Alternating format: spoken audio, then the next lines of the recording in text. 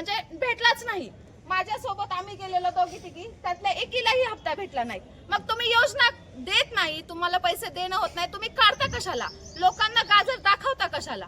माझा तिसरा हेलपाटा होता। मग माझी फाईल गेली कुठे? ज्यावेळेस पुण्यातून बाल समितीच्या ऑफिस मधून माझी फाईल गहाळ झाली, पुढच्या ऑफिसला तर गेलीच नव्हती, मग माझी फाईल गेली कुठे? मला काय म्हणाले माहितीये, मॅडम आम्हाला काही तेवढंच काम नसतं, मग तुम्हाला नेमकं काम काय असतं आणि तुम्ही पगार कशाचा घेता, ह्याचं उत्तर हवंय आम्हाला। म्हणजे मोठा पत्रकार आपलं सर्वांचं स्वागत करतोय। इंदापूर तालुक्यातील अनेक प्रश्न समोर येत चालल्यात आणि सगळ्यात मोठा प्रश्न अंगणवाडी सेविका असेल, अंगणवाडी महिला असेल, आरोग्याचा प्रश्न असेल, महिलांचा असेल। आता नवीन इंदापूरमध्ये एक प्रश्न समोर आला आहे। शेकडो महिला आपल्यासोबत बसल्यात। गेले कित्येक दिवस झालं सरकारकडून योजना घोषणा केली जाते योजनाची आणि त्या अंमलबजावणी होत नाही। नुसतं गाजर दाखवलं जातं। एखाद्या गाढवावर माणूस बसवायचा आणि त्याच्या पुढं ते गाजराचा पाला ठेवायचा आणि ते मग गाजराच्या आमिषाने गाढव कसं पुढं पुढं चालतं, तशा योजना शासनाच्या गाढवासारख्या चालतात, असं जनतेचं आणि महिलांचं म्हणणं आहे। आपल्यासोबत महिला आहेत, नेमका काय प्रश्न आहे ते जाणून घेऊ। नमस्कार, मी प्रतीक्षा सागर वनवे। 2023ला आम्ही फॉर्म सबमिट केलेत पुण्यात जाऊन। ही योजना आहे बाल संगोपन योजना, जे की एक पालक तत्व म्हणजे आई एक्सपायर झाली असेल किंवा वडील एक्सपायर झाले असेल, जे एकच पालक आहे अशा मुलांसाठी ही योजना आहे। जे एका प्रति मुलाला 2250 रुपये महिना भेटतो। जर एखाद्या लेडीजला 2 मुलं असतील तर त्या दोघांचे मिळून 4500 रुपये मिळतात। आता इथे बसलेल्या सर्वसामान्य महिला आहेत ज्या की 200-250 रुपयांनी हाजरीने कामाला जातात। बरं, ह्यांचं महिनाभर जरी बिचाऱ्यांनी काम केलं तरी 6000 रुपये महिना होतो। त्यापैकीच मी एक आहे, मलाही 2 मुलं आहेत, माझे मिस्टर एक्सपायर झालेले आहेत। बरं, ते 4000 रुपये, हे 6000 रुपये, असा 10000 रुपये कुठे कुठे मिळाला तर महिना निघतो। बरं, आम्ही फॉर्म भरून 2 वर्ष झाले। 2 वर्ष आम्ही पुण्यात जाऊन फॉर्म भरला, ते एका हेलपाट्यात तो फॉर्म घेतलाच नाही। आमचे 4 हेलपाटे केले त्यांनी। तुमचा हा डॉक्युमेंट्स नाहीये, तुमचं हे कागदपत्र राहिले, तुमचा उत्पन्नाचा दाखला नाहीये, असं सांगून आमचे त्यांनी 4 हेलपाटे केले। ते आम्ही पदर खर्चाने केले। बरं, ह्या गोष्टीला 2 वर्ष झाले। आता पैसे येतील, नंतर येतील। काही महिलांचा 1 हप्ता आला, नंतर आला नाही, काहींचे 2 आले नाही, बाकीच्यांचे आले नाहीत। वैयक्तिक मी स्वतः अशी आहे की जे मी लाकडी गावातून पहिल्यांदा मी फॉर्म भरला होता, नंतर मला माहिती झाल्यावर मी गावातल्या सगळ्या महिलांना सांगितलं, माझ्या नंतर सगळ्यांचे पैसे भेटले, मला एकही हप्ता भेटला नाही। असं मी म्हणजे भेटलाच नाही। माझ्यासोबत आम्ही गेलेलो दोघी तिघी, त्यातल्या एकीलाही हप्ता भेटला नाही। मग तुम्ही योजना देत नाही, तुम्हाला पैसे देणं होत नाही, तुम्ही काढता कशाला, लोकांना गाजर दाखवता कशाला? आम्हाला आमची मागणी एकच आहे की आम्ही जे काही केले त्याचं आम्हाला बेनिफिट हवंय।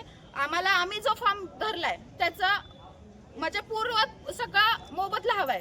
जी ही योजना आहे त्याचा आम्हाला सगळ्यात महत्त्वाचं म्हणजे लाभ भेटावा ही इच्छा आहे। सगळ्या महिलांची एवढी एकच इच्छा आहे आणि त्यासाठी आम्ही इथे मोर्चा काढलेला आहे।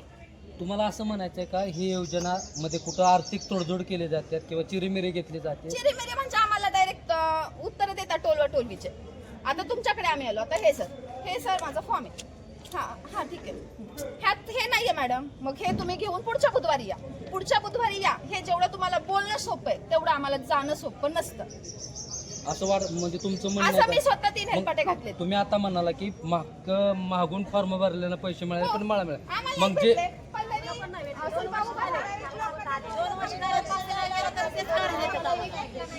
आता आमच्या पहिल्या ट्रिप मध्ये आम्ही तिघे आहोत, त्या निमगाव साखरचा, निमगाव केतकी, निमगावच्या हा, आम्ही लाकडीतून आहे। आम्ही सगळे एका ग्रुप मध्ये गेलेलो। माझ्यानंतर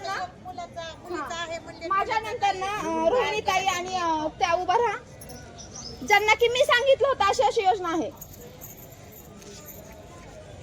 त्यांनी माझ्या पाठीमागून फॉर्म भरला, त्यांना पैसे भेटले म्हणजे 1-2 हप्ते नंतरचे कोणाला, पण आम्हाला एकही हप्ता भेटला नाही। मग आम्ही काय गुन्हा केलाय का? म्हणजे तुम्हाला असं म्हणायचं की जर तुम्ही जे हा आवाज उठवताय किंवा महिलांच्या समोर येते, नेतृत्व करते, त्यांना जाणून म्हणून इंदापूर मधले अधिकारी डावलतायत आणि जे चिरीमिरी देतात त्यांना हप्ते वेळेवर जातात किंवा कागदी घोडे नाचून हा योजना चालवली जाते। अगदीच हे म्हणायचं तर पुण्यातून फॉर्म कुठे जातात तिथला ऍड्रेस मी घेतला होता। माझ्या भावाला सांगितलं होतं की तिथून जाऊन चौकशी कर की बाबा बाल समिती नंतर फॉर्म कुठे जातात, तर तिथं माझी फाईलच नव्हती। मग हे मी ज्यावेळेस सरांना सांगितलं की माझं तिथं फाईल नाहीये, त्यावेळेस माझा तिसरा हेलपाटा होता। मग माझी फाईल गेली कुठे? ज्यावेळेस पुण्यातून बाल समितीच्या ऑफिसमधून माझी फाईल गहाळ झाली, पुढच्या ऑफिसला तर गेलीच नव्हती, मग माझी फाईल गेली कुठे? कुणी गायब केलं असं तुम्हाला संशय? कुठल्या अधिकारी? इंदापूरच्या का वरिष्ठ अधिकारी? इंदापूरच्या. इथं मी एका सरांना फोन केलेला, तर मला ते पुरेसं त्यांचं नाव सांगता येणार नाही, पण ते ठामपणे मला काय म्हणाले माहितीये, मॅडम आम्हाला काही तेवढंच काम नसतं, मग तुम्हाला नेमकं काम काय असतं आणि तुम्ही पगार कशाचा घेता ह्याचं उत्तर हवंय आम्हाला. म्हणजे मोठ्या चढ्या आवाजात बोलले? चढ्या आवाजात बोलले. अजून काय म्हणाले? नाही, मी त्यांना सांगितलं की सर माझे असं आहे, मी फॉर्म भरला होता बाल संगोपन योजनेचा, त्याचा मला एकही हप्ता आला नाही, तुम्हाला कोणी माझा नंबर दिला? आणि मग ज्यांना नंबर दिलाय त्यांना विचारा, मला काही तेवढंच काम नसतं. इथं कोण अधिकारी पाहते? कुठला विभाग पाहते? ते बाल संगोपन, त्यांचा नंबर मी तुम्हाला मिळवून देईल, मला अंगणवाडीच्या टीचरांनी नंबर दिला होता तर त्यांचा. आता तुम्ही ह्या मागण्यांसाठी बसलाय, उपोषण आंदोलन चालू आहे तुमचं, आता नेमकं हे जर मागण्या मान्य झालं, तुमचं पुढचं पाऊल काय असणार? आमचे रेग्युलर हप्ते यावेत एवढीच इच्छा आहे आमची. जर आलेच नाही तर ह्याच्यानंतरचं पुढचं आंदोलन त्याच्यानंतरचं मग हे आंदोलन आम्ही पुण्याला जाऊ. तीव्र आंदोलन हो, करणार. तीव्र आंदोलन करणार. म्हणजे इंदापूर तालुक्यामध्ये अनेक महिलांचा असा प्रश्न आहे की काही लोकांना हप्ते मिळाले, ज्यांनी पहिल्यांदा फॉर्म भरला त्यांना हप्ते मिळाले अद्याप नाहीत, एकही हप्ता आला नाही. त्यांच्या फायली घाल झाल्यात. मग इंदापुरात नेमकं चाललंय काय? ज्याचा एखाद्या महिलेचा पती वारलाय किंवा एखाद्या पुरुषाची पत्नी वारली, अशासाठी योजना आहे. मग अशा योजना काढून लोकांच्या भावनेशी खेळतंय सरकार किंवा अधिकारी खेळतात. अधिकारी चढ्या आवाजात बोलतात.